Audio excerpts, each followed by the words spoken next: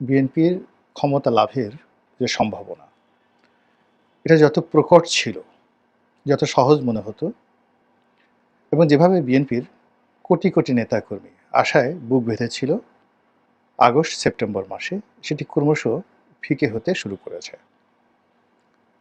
দেশেও অনেক রকম জটিলতা তৈরি হয়েছে রাজনৈতিক অঙ্গনে, জনগণের মধ্যে এবং একই সঙ্গে সরকারের সঙ্গে।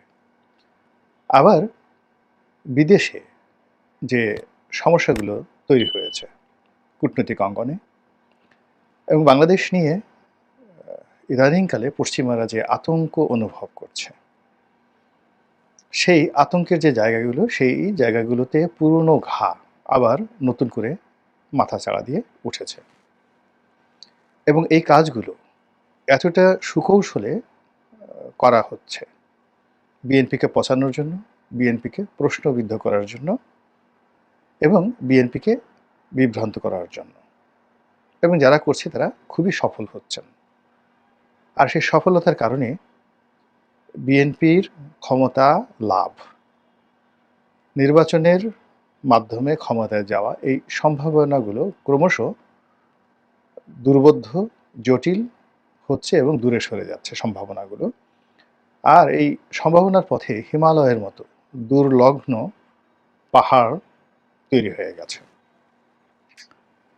এই মুহূর্তে বিএনপির যারা শীর্ষ নেতৃবৃন্দ অলমোস্ট সবাই বুঝতে পেরেছেন টপ টু লো, কিন্তু বিএনপির অনেক নেতাকর্মী এখন পর্যন্ত তাদের হুঁশ হয়নি। ফলে তারা মনের আনন্দে তারা তাদের কর্মকাণ্ড চালিয়ে যাচ্ছেন। আমার যে নির্বাচনী এলাকা, সেখানে দেখলাম বিএনপির যারা নেতাকর্মী ছোট্ট একটা হাট দখলের জন্য বিএনপির দুটো গ্রুপ, দুটো কমিটি, দুটো গ্রুপ, তারা মারামারি করে, কাটাকাটি করে, সেখানে বোমা ফাটিয়ে তারপরে ওই অঞ্চলে যে ঘটনাটা কখনো ঘটেনি, গলাচিপে দশমিনাতে একটা হাটের ইজারা নিয়ে এরকম গণ্ডগোল কখনো ঘটেনি, সেই ঘটনা ঘটেছে। এবং দুর্ভাগ্যজনক হলেও সত্যি যে যারা ওই এলাকার বিএনপির একেবারে বাপ এবং মা, কমিটি এবং রাজনীতির, তারা এই ঘটনার সঙ্গে কম বেশি সবাই জড়িত। তো এরকম আমি আমার এলাকার কথা বললাম। আপনারা তো জানেন যে আমি শুধুমাত্র একবার ইলেকশন করেছিলাম। বিএনপির কোনো কমিটির সঙ্গে বা স্থানীয় রাজনীতির সঙ্গে বা জাতীয় রাজনীতির সঙ্গে আমার ঠিক ওইরকম সম্পৃক্ততা নেই। এই দলের একজন সাবেক মনোনয়নপ্রাপ্ত লোক হিসেবে আমার যতটুকু দায়িত্ব কর্তব্য, ওটা আমি আমার লিখনী দ্বারা, কাগজ কলম দ্বারা, আমি আমার কর্ম দ্বারা করার চেষ্টা করি। তো ওখানে, অর্থাৎ আমার নির্বাচনী এলাকাতে যে ঘটনাগুলো ঘটছে বা বিএনপির যে লোকজন যে ঘটনাগুলো ঘটাচ্ছে, সেখানে আমি আসলে আগস্ট মাসের পরে, মানে 2018 সালের নির্বাচনের পরে আমি আসলে এলাকাতে যাইনি। কেন জানি? ওখানে বিএনপির একেবারে স্পষ্টতই ৩টি শক্তিশালী গ্রুপ রয়েছে। এই ৩টি শক্তিশালী গ্রুপ যখনই আমি প্রার্থী হিসেবে যাব, তারা সবাই আমাকে কাছে পেতে চাইবে, অথবা তারা যে গ্রুপটি আমার কাছে পেতে চাইবে তার প্রতিপক্ষ আর আমাকে বাধা দেওয়ার চেষ্টা করবে। এই জন্য সেই যে 2018 সালে নির্বাচন করে আসার পরে আমি আর সেখানে যাইনি, এখন পর্যন্ত যাইনি, এই আগস্ট মাসের পরেও যাইনি। এবং এই যে বিএনপির যে সমস্যাটা, আমার নির্বাচনী এলাকার যে সমস্যাটি, এই সমস্যাটি আজকের নয়, এটি বলতে গেলে সেই 2008 সন থেকেই আমি দেখে আসছি। 3টি গ্রুপ সেখানে এই কমিটি বাণিজ্যের সাথে জড়িত, এবং একটা কমিটি পাওয়ার জন্য সে 2008-9 সনেও দেখা গেল 20 লাখ 25 লাখ টাকা ঘুষ দিয়ে তারপরে শেষ উপজেলা বিএনপির সভাপতি হওয়ার জন্য অনেক লোক বড় বড় নেতাদের পিছনে ঘুরেছে 2008 সনে। তো আমি যখন সংসদ সদস্য ছিলাম তখন ওনারা আসলে বিরোধ করতে পারেননি। আমি এই জিনিসগুলো কখনোই প্রশ্রয় দিতাম না, আওয়ামী লীগের লোকদের মধ্যেও দিতাম না, বিএনপির মধ্যেও দিতাম না। ফলে তারা কিন্তু সবাই আমাকে ভালোবাসতেন। কিন্তু যখন আমি বিএনপির প্রার্থী হয়ে গেছি, তখন সঙ্গতের কারণে সেখানে তাদের সেই ভালোবাসাটা আর থাকেনি। যারা আমার কাছে এসেছে তাদের প্রতিপক্ষ আমার শত্রু হয়ে গেছে, এবং নির্বাচনের সময় যা কিছু হয়েছে আমার এলাকাতে, মানে আমার বিরুদ্ধে তার একটা বিরাট অংশ এই বিএনপির লোক, তারা গিয়ে আওয়ামী লীগের লোকের সাথে মিশে এই কাজগুলো করেছে। কিন্তু আওয়ামী লীগ আগেভাবে এই কাজগুলো করেনি। পরবর্তীতে যখন আমি এই জিনিসগুলো বুঝতে পারলাম, নির্বাচনের পরে আমি বুঝতে পেরেছি, তখন আমার সতর্ক হওয়া ছাড়া কোনো উপায় নেই। আর যেহেতু আমি বিএনপির কোনো দায়িত্বপূর্ণ পদে নেই, কমিটিতে নেই, আর বরিশাল বিভাগ বা পটুয়াখালী জেলা, যদিও বরিশাল বিভাগের পুরো বিএনপি এবং আওয়ামী লীগের রাজনীতি বলতে গেলে আমার মুখস্থ। এখন দলের যারা দায়িত্বপ্রাপ্ত ব্যক্তি তারা যখন কোনো একটা বিষয়ে জিজ্ঞাসা যদি না করেন, যেটা আমি কখনোই করি না, যে কাউকে অযাচিতভাবে গিয়ে তাকে উপদেশ দেওয়া, পরামর্শ দেওয়া, এটা আমি কখনোই করি না। এটা খুব সস্তা একটা জিনিস। বুদ্ধি আল্লাহর দেওয়া সবচেয়ে বড় একটা নিয়ামত। এটাকে আমি কারো কাছে কখনো বিনা প্রয়োজনে বা তার দরকার নেই এরকম জায়গাতে গিয়ে স্বপ্রণোদিত হয়ে কখনোই আমি কাজগুলো ছোটোকাল থেকে করি না, এমনকি আমার নিজের পরিবারের সঙ্গেও করি না। যার যার মতো চলে।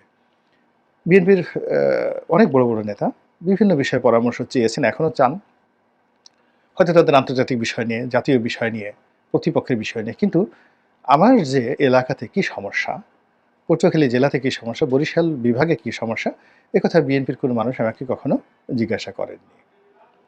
ফলে কি হলো, বিএনপির এই যে অভ্যন্তরীণ যে দ্বন্দ্ব সংঘাত, আমাদের বিভাগ শুধু নয়, আমি এইভাবে বললাম আমার কথা, যে এরকম আমার মতো অনেক লোক আছেন যারা সমস্যার সমাধান করতে পারেন, সমাধান সম্পর্কে জানেন, সাহায্য করতে পারেন, কিন্তু দল তাদের কাছ থেকে পরামর্শ গ্রহণ করেনি। ফলে ওই জায়গাগুলো এক একটা জ্বলন্ত চিতার মতো বা ফুটন্ত আগ্নেয়গিরি লাভার মতো টকবক করে ফুটছে।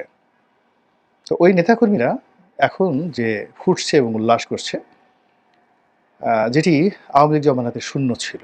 তারা পালানোর জন্যই সবসময় ব্যস্ত ছিল। এখন তারা 3 হাতে, 4 হাতে, 5 হাতে মশাল নিয়ে তারা ঘুরছে।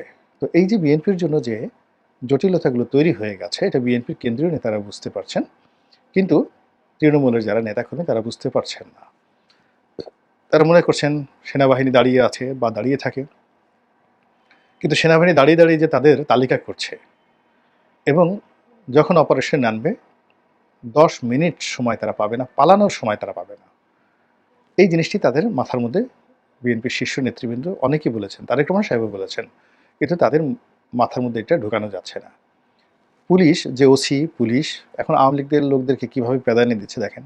15 বছর তারা কীভাবে সেলুট দিয়েছে, সেই লোকদেরকে, বড় বড় নেতাদেরকে এখন কীভাবে কোর্ট কাছারিতে হাজির করা হচ্ছে, লাথি, গুঁতো, কিল, ঘুষি, জনগণের হাতে ছেড়ে দিয়ে ইচ্ছে করে এই কাজগুলো করানো হচ্ছে না, সেগুলো কিন্তু বলা যাচ্ছে না।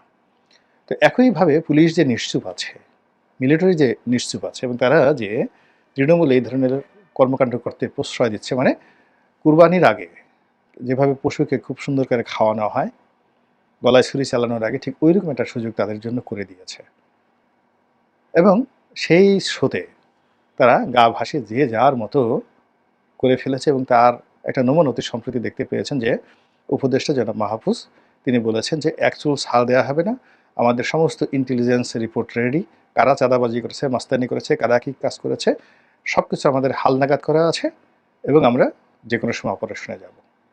অর্থাৎ পুরো পরিস্থিতি ঠান্ডা করতে তাদের একটা সময়ও লাগবে না। ফলে কি হচ্ছে, বিএনপির ক্ষমতায় যাওয়ার জন্য প্রধান যে বাধা, সেটি হলো এই যে নেতাকর্মীদের অবুঝ মন, নেতাকর্মীদের উচ্ছৃঙ্খল লোভ লালসা। উচ্ছৃঙ্খল বললাম এই কারণে যে কোনো মানুষই লোভ লালসার ঊর্ধ্বে নয়, প্রয়োজনের জন্য সবাই সব কাজ করে, কিন্তু শৃঙ্খলতার মধ্যে থেকে, নিয়ন্ত্রণের মধ্যে থেকে এই কাজটি করলে খুব বেশি সমালোচনা হয় না। কিন্তু এটি যখন বিশৃঙ্খল অরাজকতার মধ্যে এই ঘটনা ঘটে, নিজেরা বোমাবাজি করে, নিজেরা মারামারি করে, সেটা ঝুট নিয়ে হোক, বাজার ডাক নিয়ে হোক, বা অন্য যে কোনো কর্মকাণ্ড নিয়ে হোক, এটি তখন দুর্গন্ধ ছড়াতে থাকে। সেই কাজটি এখন বিএনপির জন্য সবচেয়ে বড় বাধা। নির্বাচনের পথের কারণ হলো, নির্বাচন সম্পর্কে মানুষের যে আগ্রহ ছিল বা থাকে, এখন তারা বলছে যে নির্বাচন হলে তো এরাই আসবে, তো এরা তো এখন যে কাজ করছে এর 10 গুণ কাজ করবে, তো এদেরকে নিয়ে লাভটা কী? এই যে কথাগুলো তৈরি হচ্ছে, হঠাৎ করে কেন মানুষ এই ডক্টর মোহাম্মদ ইউনূসকে 5 বছরের জন্য চাচ্ছে, এটা তো বিএনপির লোকজনদেরকে বুঝতে হবে। এটা কেবলই যে সাজানো নাটক বা ইউনূসপন্থীরা যে একটা ভাইব তুলছেন, এটা কেবলমাত্র সেই ঘটনা নয়। এর পেছনে গণতন্ত্র সম্পর্কে, আন্দোলন সম্পর্কে, নির্বাচন সম্পর্কে, বিএনপি সম্পর্কে একটা যে নেতিবাচক আবহাওয়া তৈরি হয়ে গেছে, সেই সুযোগে মানুষ বলছে যে না, আমরা তো আওয়ামী লীগকে দেখলাম, আবার বিএনপি কী করবে না করবে, আমরা মনে করেছিলাম যে বিএনপি সে 2006 থেকে আজ অবধি এত কষ্ট করেছে, তাদের হয়তো হুঁশ ফিরেছে, তারা হয়তো এই কাজ করবে না। ও মা! ওরা 15 বছরে যা কিছু করেছে, এরা তো সেই ৩-৪ মাসের মধ্যেই তার পুরোটাই কুল্লো খালাস করে দিয়েছে। তো কাজেই এটা হবে না। এর চেয়ে যেভাবে আছে সেভাবেই চলুক না। দুবেলা কম খাবো কিন্তু ঝামেলামুক্ত থাকবো। তো এই যে ভাইবটা তৈরি হচ্ছে, এটাই হলো বিএনপির ক্ষমতায় যাওয়ার সবচেয়ে বড় বাধা।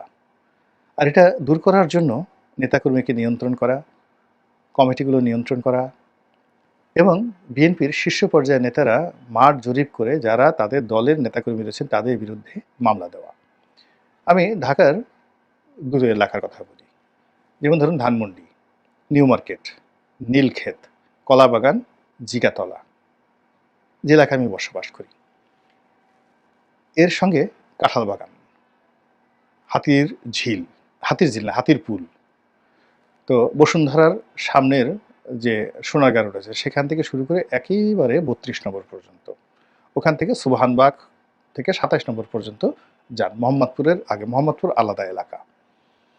তো এই যে বিশাল এলাকাতে কারা চাঁদাবাজি করছে, কারা মাস্তানি করছে, কারা গন্ডগোল করছে এবং ওই এলাকার মানুষের জীবন মানে কিভাবে তছনছ হয়ে গেছে এবং তারা কিভাবে লোক মুখে সবাই বলাবলি করছে, আগেই ভালো ছিলাম।